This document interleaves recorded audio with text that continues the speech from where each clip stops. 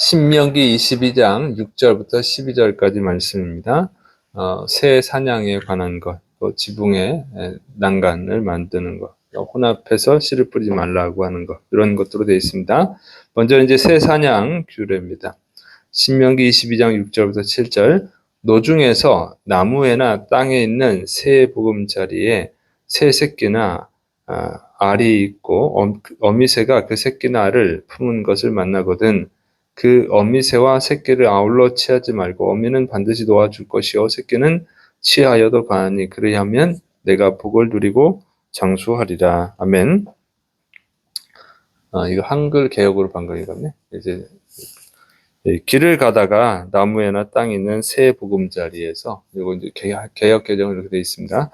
자, 그래서 길을 가다가 이 새 보금자리를 이제 봤을 때요. 그러니까 그 새 보금자리, 그 나무에나 또는 이게 새 보금자리 알이 있고 알이나 새끼가 있을 때입니다. 그러면은 이게 이제 가난했던 시대라 이렇게 써 있는 거예요. 요즘은 누가 뭐 새 둥지가 있다고 해서 그 새를 잡아먹으려고 그 새 집을 이렇게 새끼를 가져간다던가 알을 가져간다 잘 안 하죠. 가난한 시대라 그런 거예요. 그런데 어쨌든 이 어미새와 새끼새가 있을 때 또는 어미새와 알이 있을 때 그러면은 어떻게 하냐면은 이걸 잡아먹으려고 그런단 말이에요. 그렇게 하지 말고 어미새는 풀어주고 새끼새만 갖다 먹으라 그게 아니면 알만 갖다 먹으라는 거죠. 이렇게 명령을 하신 거예요. 그런데 사람의 경우는 어때요? 위험에 처하게 되면 어른이 있고 아이가 있으면 아이 먼저 구하잖아요. 아이 먼저 구하고 남자와 여자가 있으면 여자 먼저 구하고 이런 식인데 우리가 이제 그렇게 교육을 받아서 보면 어미새를 잡아먹고 새끼새는 귀여우니까 내두고 이렇게 생각할 수가 있거든요. 그런데 그렇게 하지 말라는 겁니다. 왜 그러냐면은 이 어미새를 잡아먹고 새끼새는 내버려 두면 어떻게 돼요? 새끼가 죽어요. 보호를 받지 못하니까. 또 알을 놔두면 어떻게 해요? 알은 부화를 못해서 또 죽죠. 그러면 결국 다 죽어버려요. 어미새도 죽고 새끼새도 죽고 다 죽어버리면 결국 그 종이 사라져버린단 말이에요. 그래서 그렇게 하지 말라고 하는 거예요. 그래서 어미새는 풀어주고 새끼새만 잡아먹던가 알만 갖다 먹으면은 어떻게 되면 그 어미새는 또다시 알을 낳겠죠. 그러면 번성한다고. 번성하는 거예요. 그런데 어미새를 먹으면 다 그냥 종이 사라지는 다 그게요. 그러면 이제 어미새가 잡아먹어가지고 종이 사라지면 어떻게 해요? 그러면 이제 사람이 먹을 수가 없죠. 그러면 사람이 먹고 사는데 힘들어진다 그게요. 그러니까 어미새를 풀어줘라. 그러면 다음에 또 새끼를 낳으니까 또 먹을 수 있다 그 얘기죠. 이게 하나님이 말씀하시는 겁니다. 그러니까 하나님은 이 새도 번성하기를 바라고 사람도 번성하기를 바라는 거죠. 결국 이제 근본적으로는 사람을 위해서 하시는 말씀이에요. 그래서 이 하나님의 말씀 참 지혜롭다 하는 것을 알 수가 있습니다. 하나님의 말씀을 따르면 그 지혜로운 거예요. 지혜로워져서 미래가 밝아지는 겁니다. 자, 그 다음에 지붕의 난간을 만들지 말라는 말씀입니다. 신명기 22장 8절 내가 새 집을 지을 때 지붕의 난간을 만들어 사람이 떨어지지 않게 하라. 그 피가 내 집에 돌아갈까 하노라. 그래서 새로 집을 지을 때 꼭 반드시 그 지붕에다가 난간을 만들라 하는 거예요. 자, 그 난간을 만드는 건 뭐냐면 이제 고대 이스라엘의 집은요. 우리나라는 이렇게 기와집으로 해가지고 삼각형이잖아요. 그런데 이스라엘은 요즘 평평한 거예요. 지붕이 평평 양옥처럼. 요즘 양옥은 뭐 위에 다 옥상이 있잖아요. 옥상 이런 식으로 말하는 거예요. 그래서 거기다가 평평하거든요. 평평하게 만들어가지고 거기서 사람들이 쉬기도 하고 잠도 자기도 하고 기도도 하고 그러는 거예요. 그래서 그렇게 난간을 만들어야죠. 왜냐하면 실수해서 사람이 떨어져서 죽으면 그 핏값을 네가 책임져야 된다. 그 얘기예요. 자, 그래서 하나님은 보니까 이 사람들이 안전하기를 바라시는 거죠. 정말 하나님이 섬세하셔요. 그런 것까지. 보통 사람이 알아서 짓겠죠. 근데 부주의한 사람도 있잖아요. 좀 안일한 사람은 난간을 안 만든단 말이에요. 그러니까 꼭 난간을 만들어라. 그래서 그 새 집을 건축하는 사람이 떨어져 죽을 수도 있고, 손님이 왔다가 거기서 잠깐 쉬다가 떨어질 수도 있고, 애들이 장난치다가 떨어져 죽을 수도 있잖아요.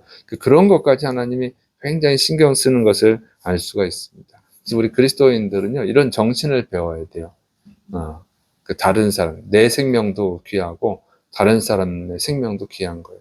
그 생명을 안전하게 지키는 것을 배워야 되는 줄을 믿으시기 바랍니다. 그다음에 이제 혼합하는 것을 금지하는 내용이에요. 신명기 22장 9절부터 11절. 내 포도원에 두 종자를 섞어 뿌리지 말라. 그리하면 내가 뿌린 씨의 열매와 포도원의 소산을 다 빼앗길까 하노라. 너는 소와 나귀를 결의하여 갈지 말며 양털과 배실로 섞어 짠 것을 입지 말지니라. 자, 그래서 이 두 종자를 포도원에 두 종자를 섞어 뿌리지 말라. 그러니까 포도를 심는데 또 다른 작물을 심지 말라 그게. 그렇게 하면은 왜 그러냐면은 이게 서로 경쟁을 하다 보니까 이 포도 생산이 제대로 안 된다는 거죠. 또 다른 작물도 마찬가지예요. 그래서 두 개가 다 망칠 수도 있고 아니면 다른 것이 더 강해서 포도가 잘 안 될 수도 있다 그 얘기예요. 그래서 그렇게 하지 말라는 뜻입니다. 그 다음에 이제 소와 나귀를 결의하여서, 그러니까 소와 나귀를 멍에 매가지고 밭을 갈게 하는 거예요. 그렇게 하지 말라는 거예요. 왜 그러냐면 소랑 나귀는 키 차이도 다르고 힘도 다르고 또 습성이 또 다르잖아요. 소는 좀 온순한데 나귀는 좀 못된 면도 있어요.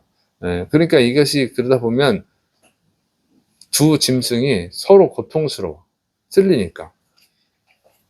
그러니까 그렇게 하지 말라 그 얘기입니다. 그래서 동물이 피곤해지고 밭도 제대로 갈 수가 없죠. 그 다음에 이제 양털과 배실로 섞어 짠 것을 입지 말라. 그래서 이것은 뭐냐면 양털은 우리가 이제 울이라고 하죠. 그게 이제 양털실이에요. 그 다음에 배실은 아마꽃 줄기로 짠 실이에요. 아마실이라고 하다고 린넨이라고 하는 거 있죠. 그게요, 린넨실. 그래서 이제 양털실과 린넨실을 섞어서 옷을 만들지 말라 그런 뜻입니다. 그러면 이제 재질이 좀 틀리니까 내구성의 문제도 있고, 현대는 뭐 기술이 많이 발달했지만, 그리고 이제 그 당시에는 속여서 팔기도 하죠. 이게 비싼 좋은 실이라고, 양털실이라고 섞어서 짜버리면 속이기도 하고 그러니까 그런 것을 이제 금지를 시킨 겁니다. 그런데 이제 이게 영적인 이유가 있어요. 그건 뭐냐면 이렇게 해서 자꾸 혼합하는 것은 하나님의 그 창조 질서를 깨뜨리는 거예요. 그래서 하나님의 질서를 지키라고 하는 것입니다. 그리고 또 하나는 이제 이방인들과 같이 교류하지 말라 얘기해요. 왜냐하면 그러다 보면 그러니까 하나님이 이런 소나 나귀, 뭐 양털실, 린넨실 이런 것까지 다 신경 쓰시는 이유가 뭐냐면 그것이 바로 이방인들과 교류하다 보면 우상 숭배도 하게 되고 이방인의 그 음란한 문화도 들어오게 되고 더러운 죄도 따라하게 되고 그러니까 그런 것들을 구분을 해야 된다. 하나님만 섬겨야 된다. 그리고 거룩한 생활을 해야 된다. 이것을 교훈하는 거예요. 그래서 그런 것까지 다 신경을 쓰시는 것입니다. 그래서 우리가 지금 이 세상에서는 현재 세상에서는 그러니까 하나님 믿지 않는 자들과 어쩔 수 없어요. 다 같이 섞여 살아야 됩니다. 우리가 이제 신정 국가가 아니기 때문에 우리나라 사람이 전부 다 하나님만 믿는 게 아니고 오히려 안 믿는 사람이 더 많고 믿는 사람이 우리가 더 적기 때문에 섞여 사는 거죠. 그러나 이 정신을 이어받아서 하나님의 그 목적이 있잖아요. 이방인들의 악한 문화, 악한 종교, 악한 죄, 그것이 들어오지 않도록 철저히 구별된 삶을 살아야 된다 하는 거예요. 그런데 지금 막 섞여 살다 보니까 애들이 그냥 이방인들처럼, 안 믿는 사람들처럼 그 나쁜 문화에 섞여서, 뭐, 오늘의 운세도 보고, 점도 보고, 또 그냥, 음란한 영화도 보고, 또 마냥 쌍욕, 정말 너무 저질스러운 막 언어도 쓰고 그러죠. 그게 구분이 안 되잖아요. 이게. 그래서 제가 교회 다니는 애인지 안 다니는지 구분할 수가 없어. 이런 피해를, 이런 악한 영향을 막기 위해서 그런 거예요. 그래서 우리가 이 정신을 배워서 잘 교육해야 될 줄을 믿으시 바랍니다. 세상 사람들과 살지만 그들의 악한 것을 따라하면 안 된다. 이건 죄다 하는 것을 가르쳐 줘야 돼요. 자, 그 다음에 겉옷에 술을 달라 하는 내용입니다. 신명기 22장 12절 너희는 너희가 입는 겉옷의 내기에 술을 만들지니라. 그래서 이 이스라엘, 그 당시 이스라엘 사람들이 입는 옷의 겉옷의 형태가 사각형 형태예요. 그래서 사각형의 그 모퉁이, 네 개의 모서리, 그걸 이제 귀라고 하는 거예요. 그 귀라고 하는 게 네 개의 모서리입니다. 거기에다가 술을 달라는 거예요. 술이 뭐냐면은 이 아이들 대학생 이제 졸업식 때 사각모에다가 이렇게 하나 달린 거 있죠? 그런 걸 말하는 거예요. 테슬이라고 하는데, 이렇게 졸업할 때 이제 이렇게 넘겨줍니다. 이렇게 하는 거. 이게 테슬, 술을, 그걸 말하는 거예요. 그래서 이제 시브리어로는 치치트라고 하는데, 어쨌든 요거를 달라는 거예요. 옷에다 귀퉁이, 이제 이런 데다가, 귀퉁이에다가, 겉옷에 귀퉁이에다가 달라는 거죠. 자, 그건 왜 다냐? 이것은 이제 저거예요. 하나님의 계명을 지켜라. 이방인들과 구분을 시키는 거예요. 옷까지도 구분을 시키는 거예요. 이걸 딱 하면은, 저 사람은 히브리인이구나, 유대인이구나, 이렇게 알게 되는 거죠. 그래서, 그걸 통해서, 유대인이구나. 그래서 다른 사람도 알고, 본인도 나는 하나님의 율법을 지켜야 돼. 하나님의 계명을 지켜서 살아야 되는 사람이야. 이거를 의식하게 하는 거예요. 참, 하나님은 이런 것까지 다 신경을 씁니다. 정말 구별된 삶을 살기를 원한다. 그게. 그래서 이제 요즘 우리가 이제 구분하시는 건 뭐예요? 십자가 이렇게 목걸이 하잖아요. 십자가 목걸이 하면, 저 사람은 예수 믿는 사람이구나. 당연히 알죠. 귀걸이에도, 아니면, 어디야. 반지에도 십자가 모양 있는 거 있잖아요. 귀걸이는 잘 안 하는 것 같고. 목걸이. 그 다음에, 이 반지 같은 경우는 십자가 반지 하는 경우도 있습니다. 그런 걸 통해서 저 사람 예수 믿는 사람 이렇게 아는 거죠. 이런 식으로.